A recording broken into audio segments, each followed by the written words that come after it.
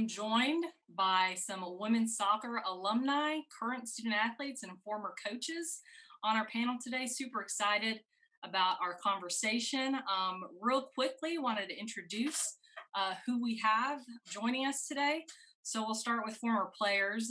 We've got Ellen DeCluet-Rich, who played from 2001 to 2004 and was the first Women's Soccer Hall of Fame inductee.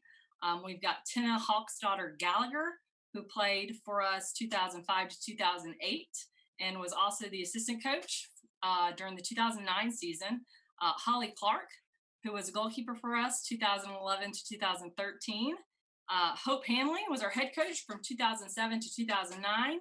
And last but not least, our current head coach, Jules Harity. So we'll just go ahead and get started with some introductions from you guys, talk a little bit about what you've been doing since your time at AUM, for those of you that have left us, and then just talk about what's been going on in your lives most recently. So let's start off with you, Ellen. Again, just a brief background and introduction about your time at AUM, where you're from, and what you're doing now. Hi. So I was at AUM from 2001 to 2004, like Jesse said. And after that, I got married to a Montgomery guy. Everyone might know him, Michael Rich. And we moved to Lafayette, which is where I'm from. And we've been here ever since then. We have 3 kids now. Yes. One is 8. One is 5, and another one is almost 2. And I am a nurse practitioner. I work at our big hospital in Lafayette. It's Lafayette General. It's one of the biggest in the state.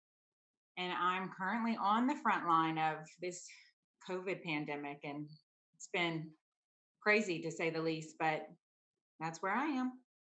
All right, awesome. Yeah, well, we'll talk about a little more about COVID and just your profession, Ellen, and how you've dealt with that situation. But Tina, what you been up to? So yes, I played at AUM 2005 to 2008, and then I was a graduate assistant with Hope Clark 2009 season. And while I finished up my master's at AUM, and then I met my dream guy, David Gallagher, who used to play at the basketball team at AUM. So that's how we met.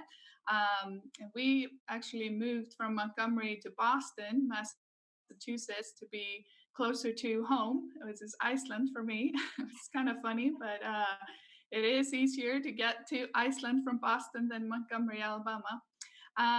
Then we lived there and for 3 years. I got a job in the MIT athletic department, and David started his master's at Harvard. So we were there for 3 years until I got the call from Hope asking me to come back south into Georgia because he got the job at Georgia College. So I was with her again in 2012 to 2016 at Georgia College as an assistant coach. Then I went to, I got the opportunity to be a head coach at Oxford College of Emory University, and I was there for 3 years. And now this past year, I came back to Georgia College as a head coach, and am finishing up my first year here. So, yeah. Awesome. Good stuff. I just want to make note. I don't know if David's listening and if Michael's listening, but you referred to Michael as a guy from Montgomery, and Tina referred to David as her dream guy, but I'll just let Michael interpret that out. We'll kick it over. Let's go. Holly, what you been up to? Nothing much, really. I played from AUM from 2011, 2013, but then stuck around and coached for a little bit under TFADS before finishing out my master's in the kinesiology department as the kinesiology lab tech. Since then, I've been at FSU, so I'm now Seminole technically, doing my PhD in exercise physiology, working under Dr. Robert Hickner, and I'm hoping to graduate soon, fingers crossed. But yeah, I just want to make a big shout out, by the way, to Amy Glynn, who told me to shout out to her. So Londoners watching should get to bed soon, though, and all the other girls that are watching. But yeah, thanks for having me, by the way. So soon to be Dr. Clark, right, Holly? Hopefully, yeah, fingers crossed. Not a real doctor, though, just a exercise phys doctor. Yeah. It's a doctor. We'll call you Dr. Clark for sure. All right, Mac, you're the last player on the panel. Hey, I'm currently a player still at AUM. I'm not as exciting as the other ones because I'm still in school, so we've got some progress to go. But I'm a senior. I'm going to be a senior, and my major is nursing. So hopefully, I'm excited to hear what Ellen has to say about what she's been doing with the whole Corona pandemic. So that's me. Awesome. All right. Hope Clark, Hope Hanley, most well known here on campus. Yeah, you didn't even use my new name. It's not really new anymore, is it? Anyway, thanks for having me, Jesse. I appreciate y'all doing this and putting this together. Yes, I was at AUM from 2007 to 2009, and then took the head coaching job at Georgia College. Was at Georgia College from 2010 until just recently, August of 2000. I'm terrible at dates, y'all. 2019. And I stepped to the dark side and actually have come out of coaching. I'm still working with U.S. Soccer in their national teams, so I am doing some coaching in that area, but took a step to the dark side, and I'm the Associate Director of Athletics at Young Harris College. I deal with compliance. I'm a Senior Women's Administrator as well here. And yeah, I have a daughter, Zion, married Rashawn Clark, who was a former player at AUM, coach as well. So a lot of ties to the AUM, and one of Jesse's old ladies that we used to hang out. So, yeah. I don't know if I should be offended about it being called the dark side or not, but we'll shift to Jules, who is not on the dark side, I guess on the light side, our current head coach. Jules, give us a little bit of background about you. Mine's pretty short. Went to Carson Newman, played there, and then stayed on as a graduate assistant and an assistant before I came here in February. So I'm excited to be here. Right. So, I mean, this is kind of how we started all of these, if you guys have paid attention to any of our student athlete accesses, but obviously, you know, the coronavirus and just the whole pandemic has affected all of us. So we'll start with some questions around that. Ellen, I'm going to start with you, just because you are in the front lines. You know, you're dealing with it and seeing it every day. You know, what's that been like? Well, I mean, never really thought, you know, I'd go around the hospital or just in public in general and just see people wearing masks all the time. Like that's a new thing that we're slowly getting used to, but in the hospitals especially, you know, it's like if you walk around without one, you're kind of like, what's going on? I mean, they don't allow it anymore, but when it first started, I mean, it's gotten pretty heated. We kind of going up and down in like surges, and right now we're back up at an all-time high around in Lafayette. I'm sure it's peaking in different areas of the country at different times, but I mean, it's serious. It's a very serious, you know, virus that is affecting different people in different ways. I mean, some people get, you know, very, very mild symptoms, and other people, I mean, they're, you know, fighting for their lives. So it's not anything that, you know, it's something I never really thought I would be in the middle of, like in my lifetime, you know, like something this serious. So it's interesting in a way that, you know, I'm like telling my kids now, I'm like, you guys, this is like, we're going to be in history one day. Like, this is a big deal. Like, we write down little things about it, you know, about what we're doing right now and all these important things to kind of like time capsule them. So they'll have later. But I mean, it's crazy. It's crazy. But I mean, most people are doing exactly what they should be doing. It's just, you know, we're just trying to educate as much as we can right now. Right. Well, we absolutely appreciate you doing that. We know that, you know, every day you go to work, you're putting yourself at risk so that you can take care of us. So thank you. From one nursing major at AUM to another, Matt, I'll kick it over to you. You're obviously not implicated by COVID in the same way that Ellen is, but what's it been like just from the time the announcement was made in the spring as a student athlete to now, just in trying to stay in playing shape and having a much larger break than what you're used to? How have you been spending your time? It take a lot to get a routine in order, you know, to make sure that I am on top of staying in shape, because when we did right before we went on to where we are now, we were working out like crazy. And so to go from working out as much as we were to just completely nothing, it was like at first, like, oh my gosh, okay, yes, a break finally. But then I was like, well, when I do get back, I need to be, at least represent what we need to look like, for other girls. I need to be able to say, I'm working out, I'm doing what I need to do so that, when it is time to get back, we don't look like a bunch of duds, because the whole purpose of Jules coming in is for us to be better. So it's honestly been, it took time, but like I have, it's we have, hopefully, I know for myself, I've been working out every single day because I want, to have to be improved when we do get back. And like school wise, it's like it's really weird because nursing school, you always talk about clinicals, right? You have to have your clinical hours to be able to graduate. And we haven't even been able to step foot into a hospital because of everything that's going on. So it's also kind of scary to see like what graduation is going to be like and from here on out, and how they're going to let us do clinicals depending on how things progress or not. So it's just been a lot to get used to. Right. Yeah, no, I totally get it. And yes, I'm sure Jules appreciates your don't want to be duds comment. But it's interesting because as the athletics director, I feel like this is probably the year that just the ability to compete is really going to weigh heavily on student athletes and how they've prepared themselves over the last however many months, if they've taken it seriously or not. Because a lot of responsibility for you guys to put yourself in prime shape has been placed on you, as opposed to what a traditional maybe 2.5 month break would have been. So it'll be interesting, and I'm excited. So let's kick it over to you, Jules. Mac just talked about what they're doing in terms of student athletes when it comes to preparation. Let's talk about expectations. What are your expectations? What are your goals for the team this upcoming season?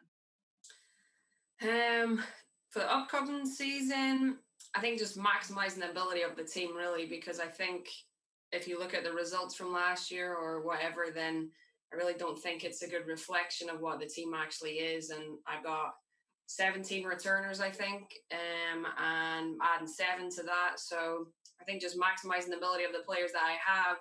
We're not going to set unrealistic goals. We're not going to work miracles overnight. But I think if we do that, then we'll start ticking boxes and going in the right direction. And I think every one of them has jumped on board with that. So that's kind of obviously trying to make tournament. And then once you make tournament, anything can happen. So that's kind of the direction we're trying to go with this upcoming season. Right. Yeah, absolutely. Tina, you've obviously got an interesting perspective. You played, you coached. We've got lots of former players turned coaches on this panel. Let's talk about what she just kind of touched on, which is what AUM soccer has been in the past, and what drew you to come to AUM in Montgomery. How did someone from Iceland end up here? Yeah. I mean, we've had history of, Icelandic players come to AUM and be very successful, both, in the classroom and on the field. And I heard it was just a very competitive program. We did really well, and it helped that knowing people. So my friend Ola and Elsa, who played with Ellen, I believe, and other Icelandic players that I knew, and then coming off on an ACL as well that delayed me coming earlier, but AUM, welcomed me, although I just came off of an ACL surgery, which I will always appreciate and I'm so thankful for. So I came, and it was definitely a culture shock. I had never been on campus before. I just arrived for preseason in 100 degrees, and coming from Iceland, it was like I thought I was in shape, but it was different. But it was great experience. Just learning the culture and AUM with just the expectation being, successful in the classroom as well, has made me a better coach today. So. Right. Yeah, I actually played with Elsa too, and if she's listening, I think Right. I can actually do a lot of credit for some of her statistics as a defender. Had I not been as terrible as I was at my job, she wouldn't have gotten all those saves. So Elsie, you're welcome. That's right. Elsie was great. Good times. I haven't seen her in forever. So if you're watching, hey friend, good to see you. Good to be on this. So Hope, Tina just talked about it. Really those early 2000 years were kind of like AUM women's soccer prime. And then we started getting to the last part of that decade, 2009, which was actually the last time we made a national championship run. Talk about that season, what that season was like, some of the characters on that season, what you remember most from that run. Man, I'll tell you what, Rashawn and I were just laughing because that's what we do every time we think about that season. Tina knows, and Jesse, you both know I have terrible memory. I think too many concussions as a goalkeeper. But anyway, what I do remember is 2009, and the stories I could tell y'all, that there were nothing but characters on that team, for sure. I was surrounded by, Rashawn, my husband now, Tina. Our coaching staff was a blast to begin with. We constantly had competitions with each other. Tina showing up with a trophy to Champions League that she showed up. But 2009 was a lot of fun. And I think the two most memorable moments was freaking Lee. Sorry, Lee, if anyone's listening. Going into the conference finals with Lee University again, into PKs again. I'm jinxed because I've never won a conference title on PKs. I've lost many because of AUM. I believe that as a coach. But anyway, we lose. I had already known going into the game that we had already qualified for the national tournament, but of course I didn't tell the team. I'm not even sure. Tina, did I tell you and Rashawn, or I can't remember. But anyway, I knew, and of course the team is just devastated after we lose the PKs, and because we thought we needed the AQ. And so we're in a huddle, and I'm trying to, of course it's the only time I wasn't emotional, so I was like, okay, it's gonna be okay, because you know why? We're going to the national championship. It was like so cool for the girls to like have that light at the end of the tunnel. And honestly, that trip to Embry-Riddle, Rashawn and I were laughing about it. We had T Wade, Tashana Wade, her mom shows up, first time ever from Bermuda. She scores goals, and she's running down the sidelines throwing dollar bills out of her sports bra and her shorts. To Chris Mitchell wakes up in the morning, one of our starting forwards, like lights out speed, and she wakes up and she has a crink in her neck. She comes down to breakfast and she's like, I can't turn my head. And we're like, what do you mean you can't turn your head? And she's like, I can't turn my head. I'm like, well, which way can't you turn it? Well, she played on the right. She had no left foot. And so she's like, I can't turn it to the left. I said, well, guess what? You're playing on the right, because you can play on the left because you can turn your head to the right. So we played her for 90 minutes on the left side because she could only turn to the right to see the ball over her shoulder. We were a patchwork of teams too. Christine DeVito telling me at the end of the game, we win it, we're moving on. She's pregnant, which anyway. And I'm like, no way. To Daisy Burnfield, if any of y'all know her, I'm scared to death of her physically. And she came chasing me down with a water cooler, trying to dump water on me. And I don't like water, so I except to drink it. And I sprinted away and ran through the twins and like bulldozed the twins over in the huddle. It was a hot mess, y'all, but it was so much fun and such a great group of young women. Honestly, we could laugh about the stories. That is the one season that I just, in all my 20 years of college coaching, laugh about the 2009 season the most. So awesome. Well, I know it was a fun run. I remember being a spectator and watching you guys try and get after it. So it was good times. Holly, we've talked about competitive success of the women's soccer program. For me, when I think about you personally, I think of someone who really emulates and embodies a quality student and athlete. So just talk about, questionable. She only paid me $10 to say that, guys. Just talk a little bit about your educational experience. You got 2 degrees from here. I did this as well. Talk about what AUM means to you and how maybe even your playing career prepared you for what you're going through now, which is, I'm sure, a rigorous doctoral program? Yeah, I always think back to AUM as being the craziest yet the best decision I've made in my entire life. I think, like most international athletes will say, it's very scary moving from your own country to a new country that you've never been to, coming into a group of girls that I've never met before in my life, going from England heat to Alabama heat. So that was a massive smack across the face. But I loved every second of it.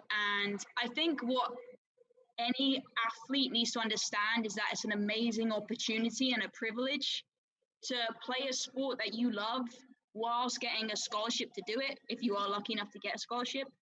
So it's like, not only was I getting a quality degree from a quality university, but I was also playing a sport that I loved with a team that I will never be able to replace. Like, I have memories from AUM that I'll never forget, both on and off the field, as the girls would remember. But yeah, I think, especially the team that I played with, we took a lot of pride in how well we done in the classroom as well. I think we had a very successful academic team as well. And that's really important. I mean, we're not just there to play sport. We are a student athlete before anything. So we still need to do well in the classroom. And a lot of students will look at athletes and think, we're spoiled, which I always wanted to go against. I wanted to show that, no, we're just really dedicated to doing well in the classroom and transitioning out to the field as well.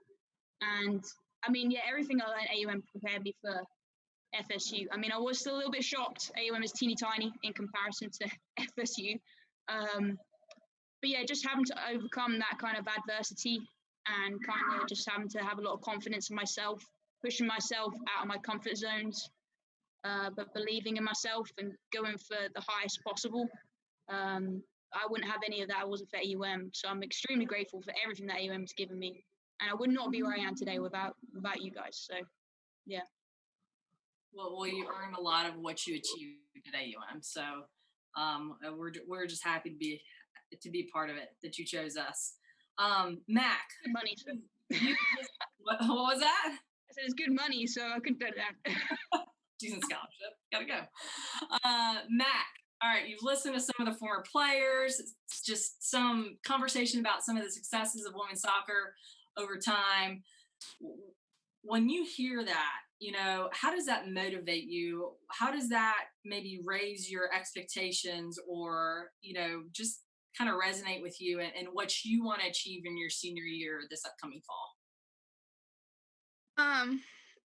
Obviously, I want us to be completely different team than what we were. I'm extremely excited to see what's going to happen. I mean, everyone on here, it just seems like y'all had such a successful season when y'all were here.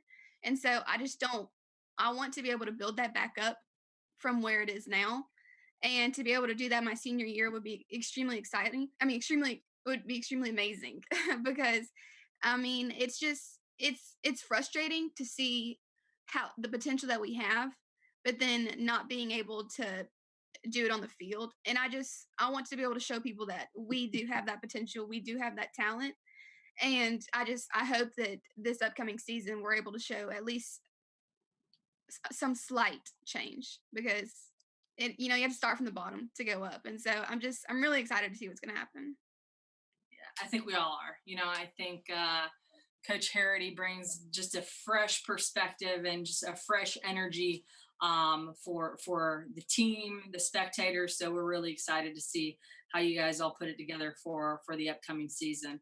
Ellen, again, going back to just some of the history of AUM, you were the first player inducted into the AUM Athletics Hall of Fame as a women's soccer player. What was that moment like for you? Did you ever think in your playing career that's something that I want to achieve? Knowing how competitive you are, I'm sure the answer is yes, but just talk to us a little bit about what that means to you. Oh gosh. So yeah, I mean, no, I never ever would have thought that I would have been there. I mean, I played with some amazing, amazing players. I mean, I can't even list them. They were so great. So I mean, a lot of what I was was because of them. Like, it wasn't just what I did. I mean, so yes, when I got that phone call, I was just, I was in pure shock. It was definitely just something that I never thought would ever happen. And even like going back to AUM, I remember after it all was done and like seeing my name up on the, in the gym. It's just a very, very surreal feeling. But like I said, I wouldn't have, there's no way I would have, even gotten that accolade without, my teammates. Like they were the ones that got me where I was. And the friendships I've made, along the way too. Like those are amazing lifelong friendships that, are irreplaceable. So it's definitely an honor. I still kind of get when people talk about it. I'm like, that's really me. That was me. It seems like forever long ago. I was kind of forever long ago. Yeah, like 16 Yeah. years. So, I know. But yeah, just very, very thankful and grateful for, to have that opportunity. Right. Well, like I said, same with Holly and what she's earned. You earned it. You very well single-handedly with your talent and coach teaches coaching ability. You put AUM women's soccer on the map. So I'm definitely grateful to have played side by side. Yeah, I do need to say, I am Coach Teach. I don't want to, if he's listening, I do have to give him, He's listening. He didn't tell me that I give him enough credit, but he is pretty much, he's pretty much he molded me into, a great player. So I am grateful for you, Coach.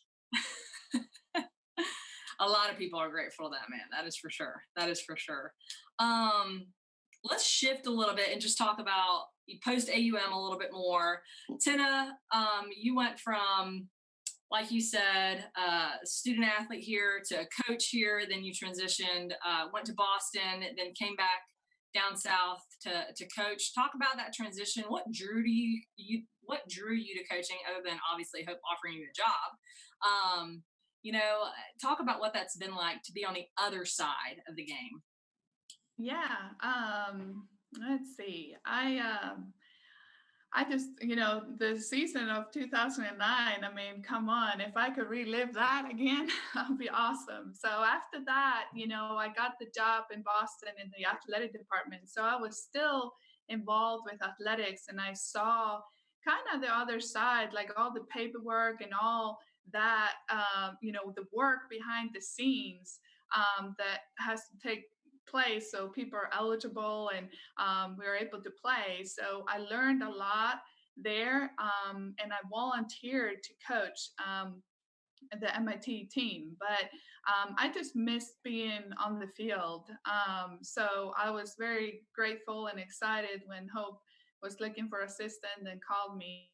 And the transition from being a student athlete to a GA and then become a coach, it was easy to me, kind of. It was tough that I wasn't on the field. Sometimes you just want to play, so your role is definitely different. You can't just jump on the field and want to you want to do it yourself. But I learned a lot, just how to coach and teach and be a friend, but be a mentor. Parent away from home, all those things that you kind of take on in that role. So being a GA was definitely a little different than becoming a coach, and going from AUM, where I played and was a GA, and then going to Georgia College, where it was kind of new for me. So that was a challenge, a different team, and people didn't know what kind of player I was. So it's definitely different, but I've enjoyed, just learning and growing. I'm still growing and still, learning, coaching, and just life in general, like COVID. We're learning so much right now, and there's no script to this, and we just kind of have to go with it, and all this unknowns and all that.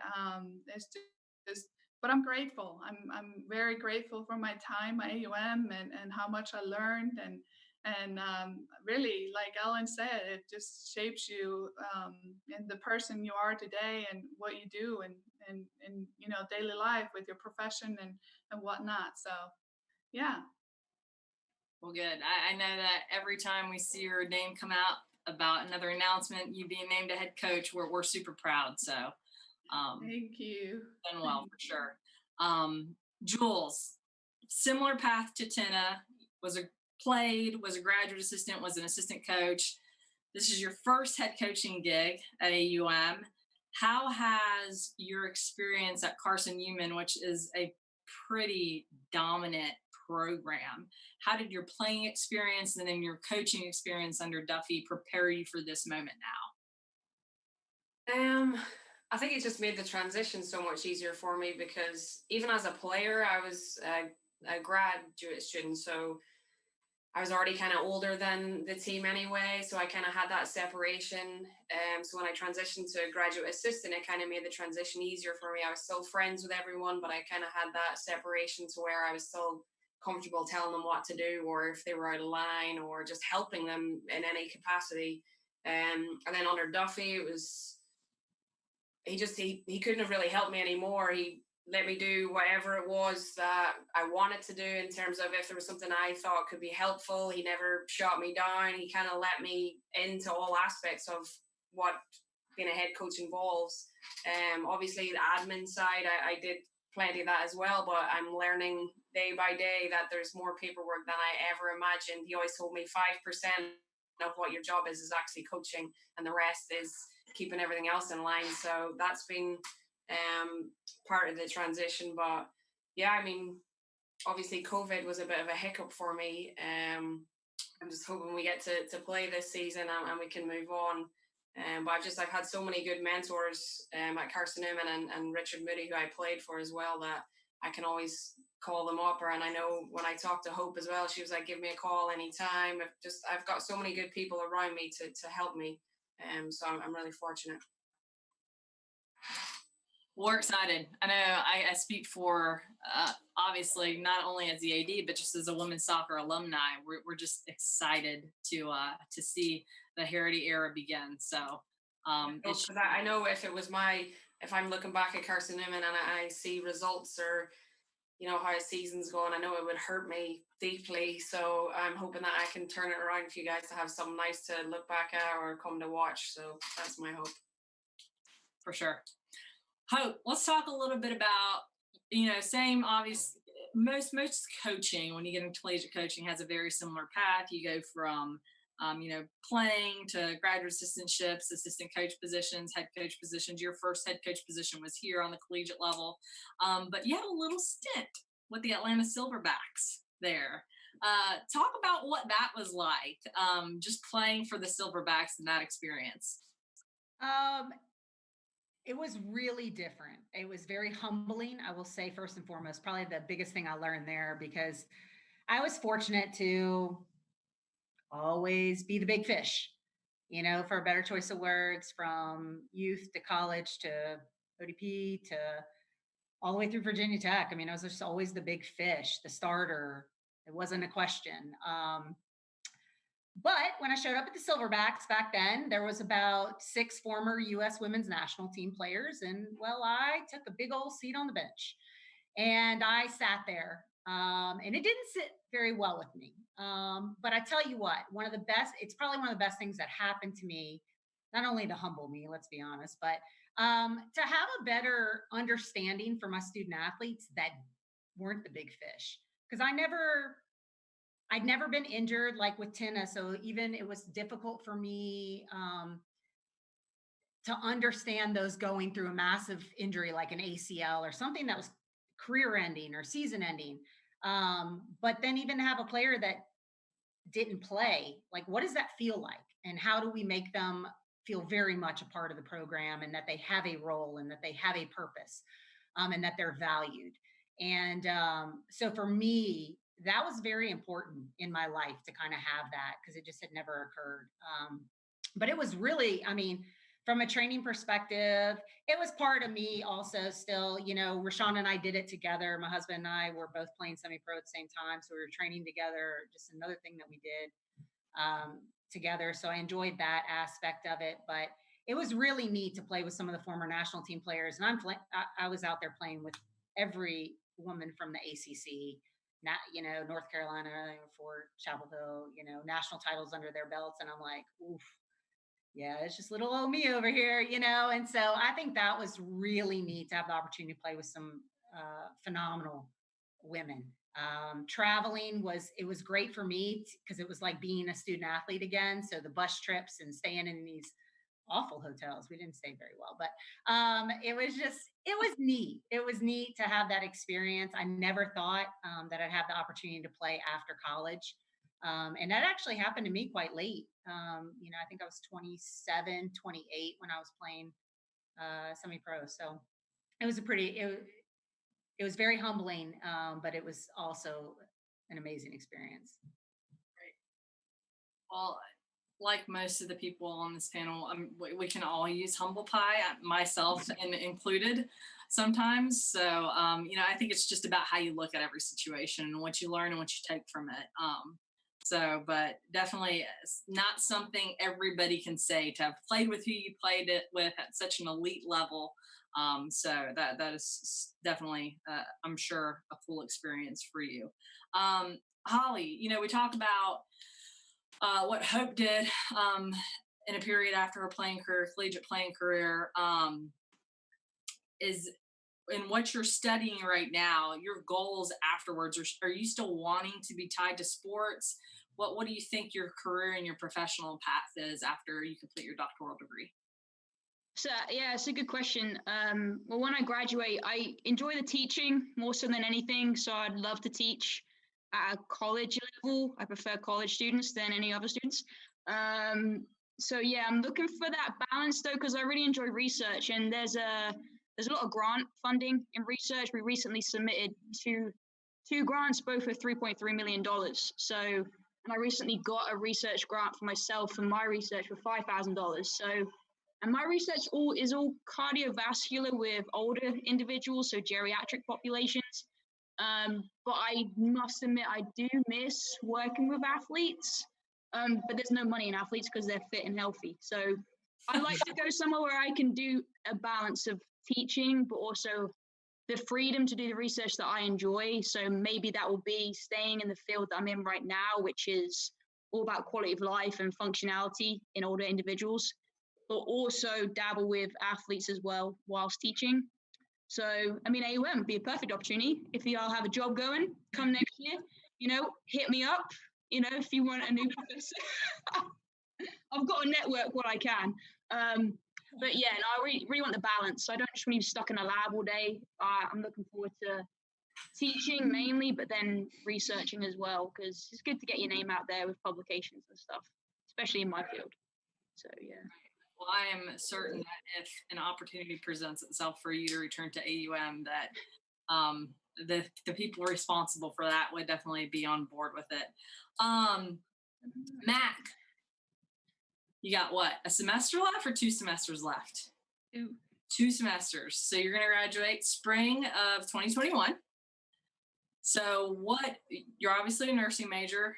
Do you know specifically what area that you maybe have an interest in? I do, but I just keep being told to not set my sights on one thing because you could fall in love with something else. So I'm honestly just trying to take it day by day and clinical by clinical because there's just still so much to learn. I've always said labor and delivery, but I know it's very kind of difficult to get in there because so many people want to, but that's always been my dream in a sense. So hopefully that's what will work out. But I'm just taking it day by day right now. It's just so much.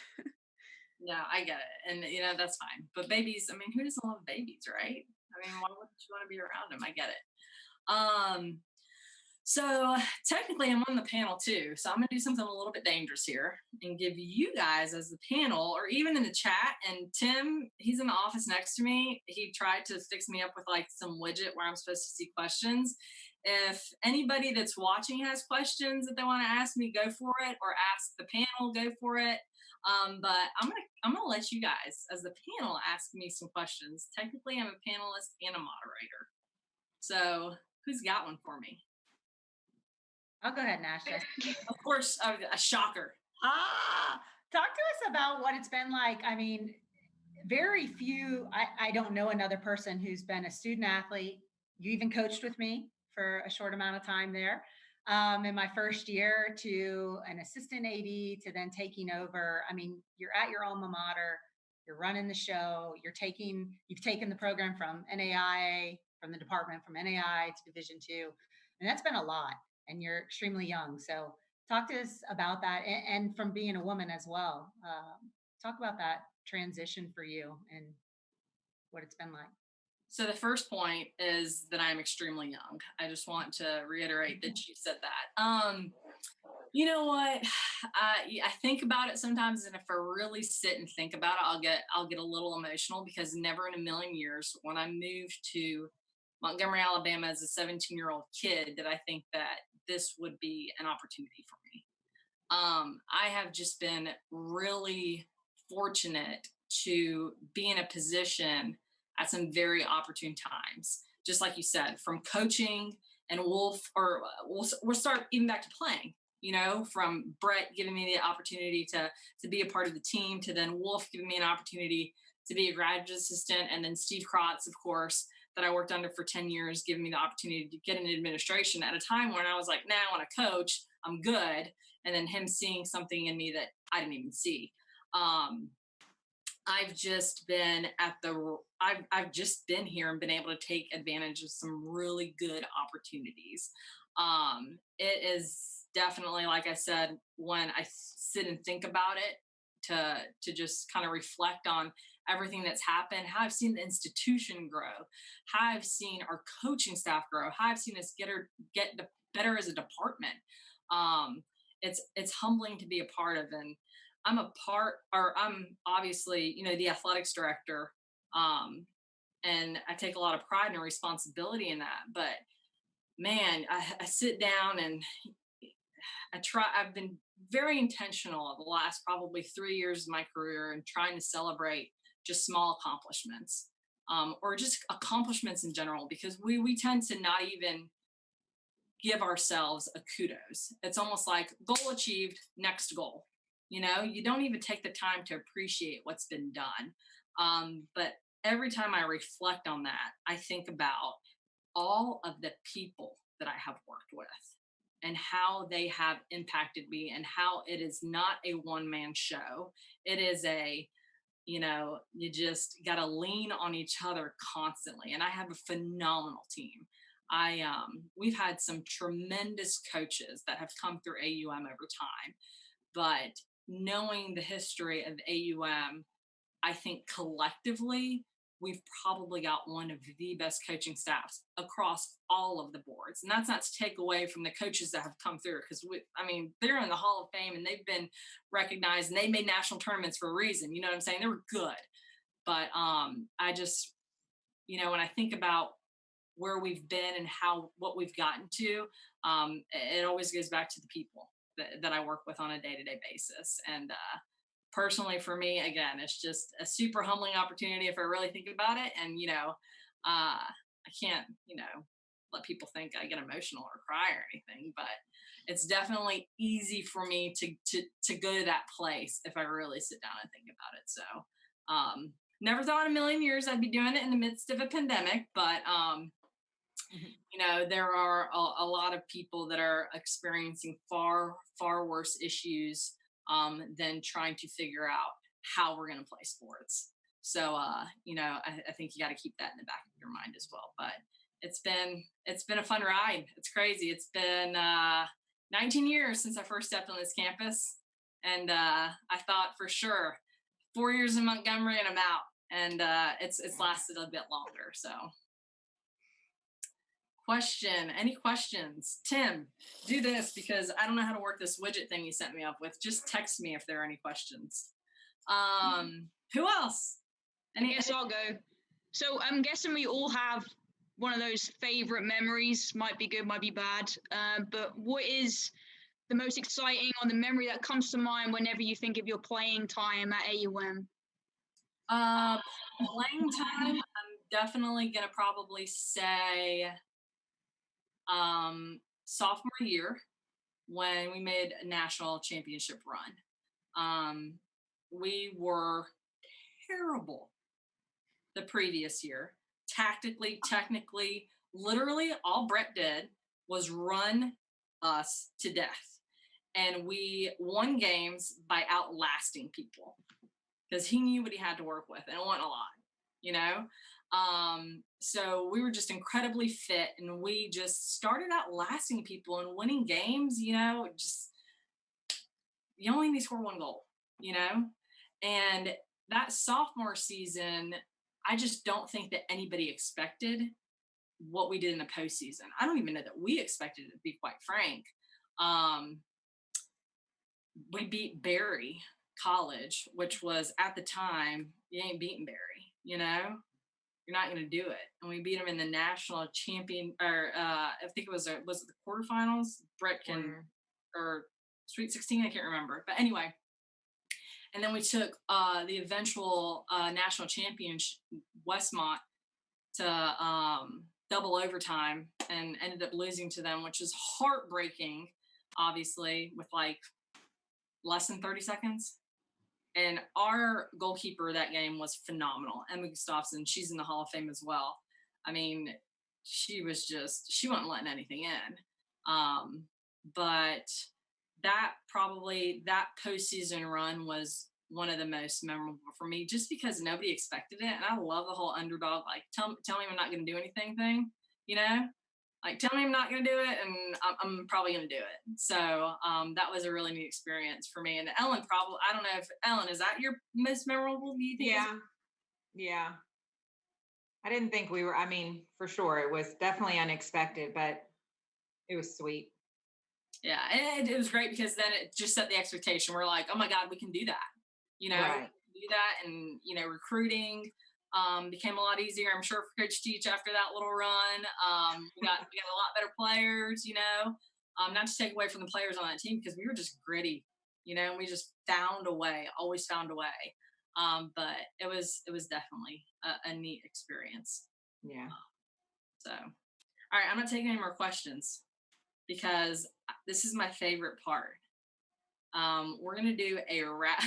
Mac, why are you doing this to your face? Stressed. Scared what's about to come. Like, I just don't know. All right, we're gonna do a rapid fire round of questions. I worked on this today more than I've probably actually done real work. So you got to answer them quick, okay, people? That's the whole point. You're not thinking about it for very long. Ellen, you look very nervous. I am. I'm nervous what you're going to say. Jules, you know me too well. Look the least nervous. Yeah, I'm trying to international poker face.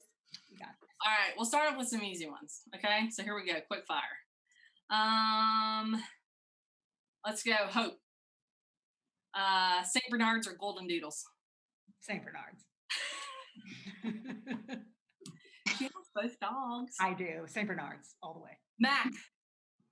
Celebrity crush. Oh Lord. Shawn Mendes. I don't even know who that is. Me neither. Holly. Go to karaoke song. Oh my gosh. I don't know. I don't have one. I don't sing unless it's in the shower. Come on. You're with your friends. You're at a karaoke establishment. Timber by Kesha, because that was our changing room song. Timber by Kesha. Holy moly, I am old. All right. Ellen, I know you're a basketball fan as well. You like the NBA. MJ, Kobe, or LeBron? Oh, Kobe. I knew you were going to say Kobe. I knew it. Dang it. Duh. Jules, what's your biggest pet peeve? Laziness. I love it. Me too. Amen. Can't stand it.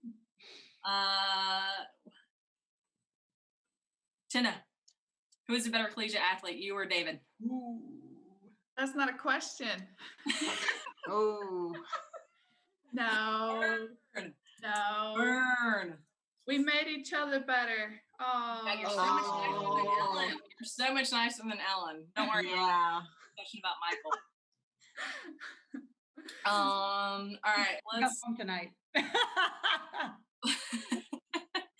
All right. Hope, you were a Hokie, played for Virginia Tech. Most hated ACC team? Virginia. Virginia. Wow. Just decide Virginia. That was easy. Holly, we'll stay with the ACC theme. Seminoles or Warhawks? Warhawks. I love it. We're not that good. Oh, Mac. Fitness. Nike Spark Test or the 6 Mile Run? Which one? The 6 Mile Run. A memorable moment for all of you guys. Nike Spark. I was chafing during the 6 mile run. There's some sliders, Jules. I had them on. It's death. All right. Jules, you're a vegetarian. If you were to cheat, what would you eat? Bacon. Bacon. I love it. Tina, beach or mountains? Beach, I think. You think? Questionable? Yeah, Iceland. If I think about Iceland. I'm a little torn in it as well. Yeah, I think about Iceland and the mountains there. I mean, they're breathtaking, so it's hard. All right. Let's see. We're gonna go Hope. Going back to her Louisiana roots. Jambalaya or gumbo? Gumbo. You look at me like it's not a good question. It's not. Serious? Gumbo all the way. Yeah. Why is it even a question? We worked so hard on this. Gumbo, of course. Holly, what's your fallback profession? If this doesn't work out, Brewing some beer. I like it. Open my own brewery. Yep. Who haven't I asked in a second?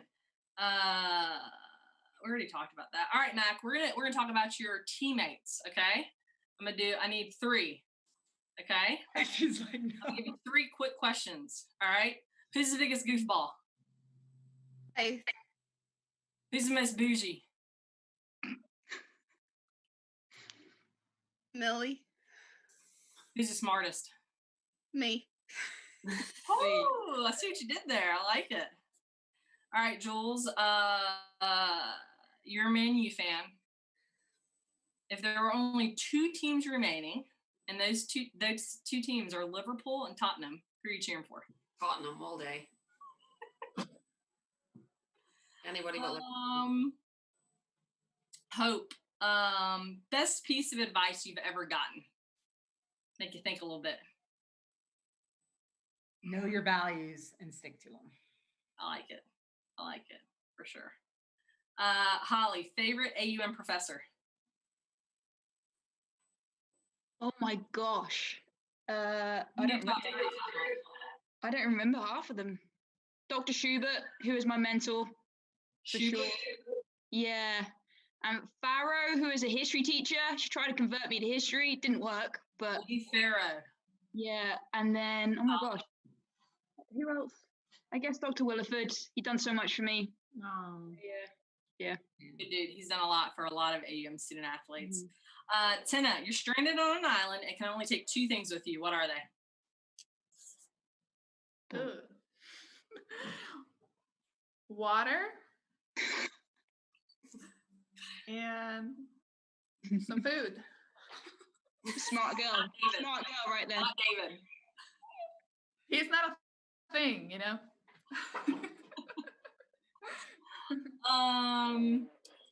Ellen, who's faster today, you or Michael? Oh, that's a tough one. Well, only because he has longer legs, probably him. He's got a bigger stride than me, but it's a tough call. It's a close race.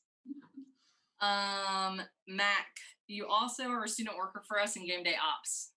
Better sport to work, scoreboard at softball or baseball? Softball. Baseball games are really long. Yeah. Tina, best COVID binge watch? Outer Banks? Haven't even heard of it. But get on it. Netflix. We'll add it to the list. Holly, only one meal for the rest of your life. What would it be? Fish and chips. I like it.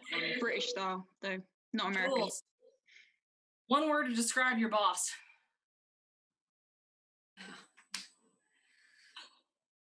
I'm not allowed to say any of the words that come to my head. See how I'm treated? Supportive. I like it. I'll take it. I was looking for legend, but I'll let support stand.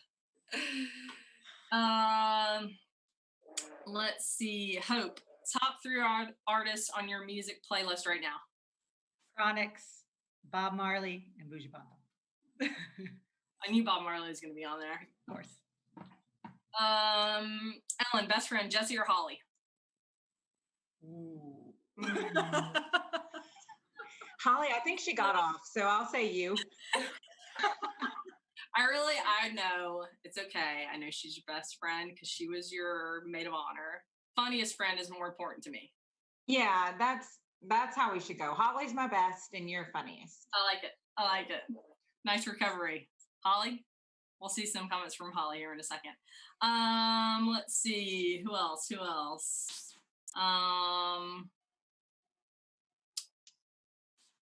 Dang it. Jules, you've got some rapid fire questions for me, right? Yeah.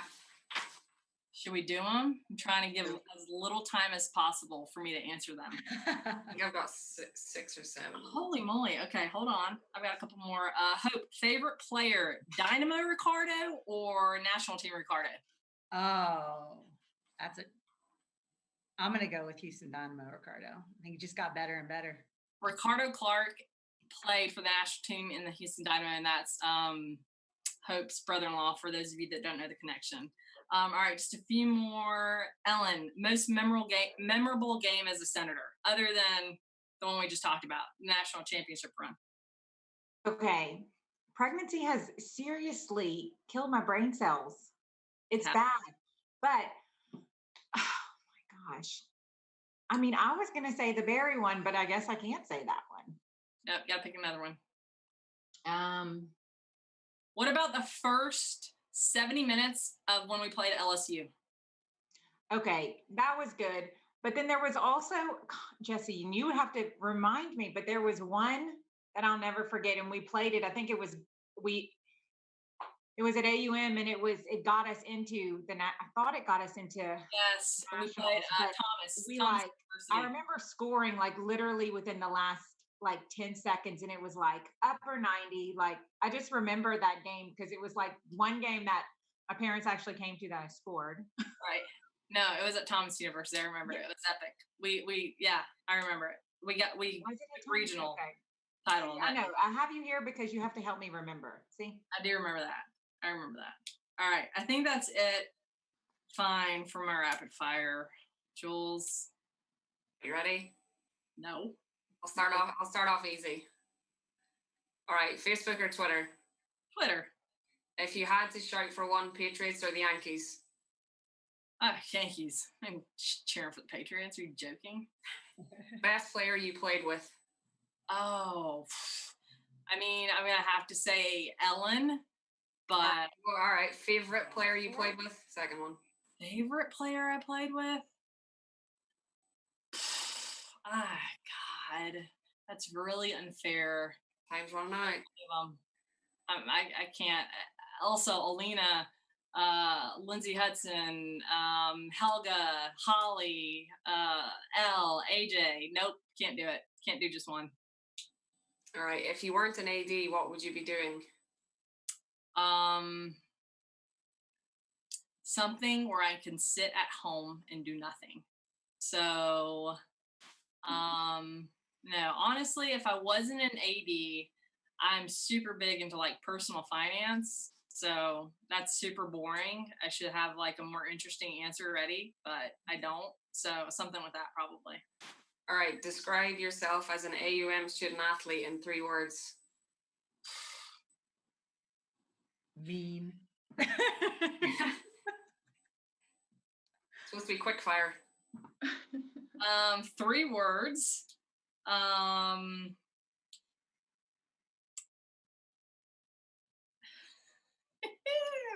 Any words. Social Any media program. Just words. Just say some words, Jesse.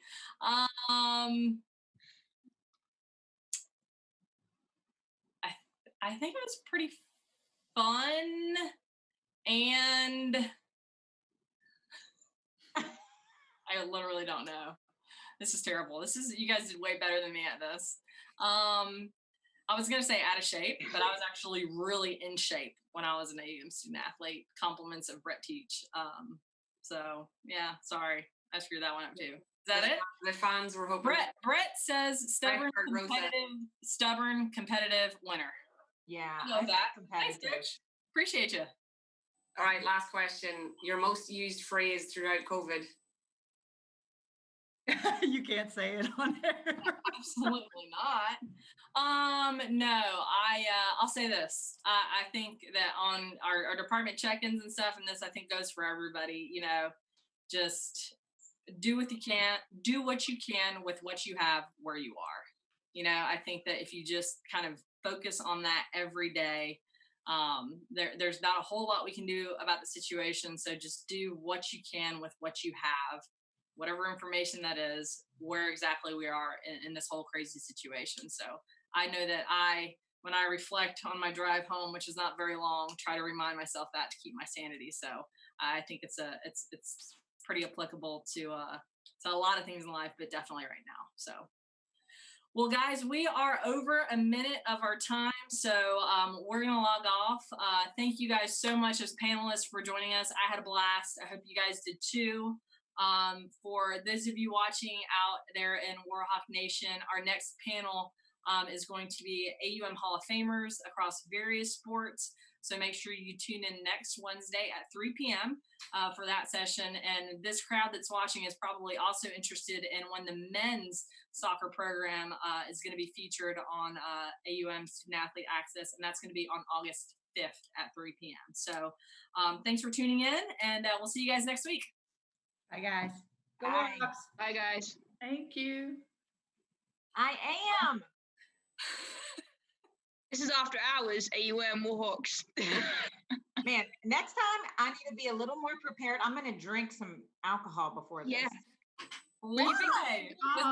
Jesse, because I need to be a little lax. I'm not good at I've never gone on a Facebook Live in my life.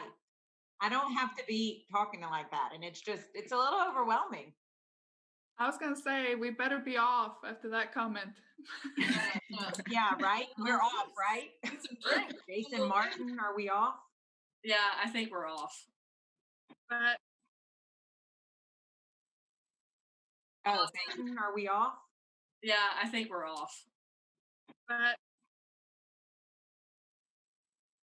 Thank God. Thanks, Jacob. Thanks. thank you. Okay, I gotta go get my kids. They're running.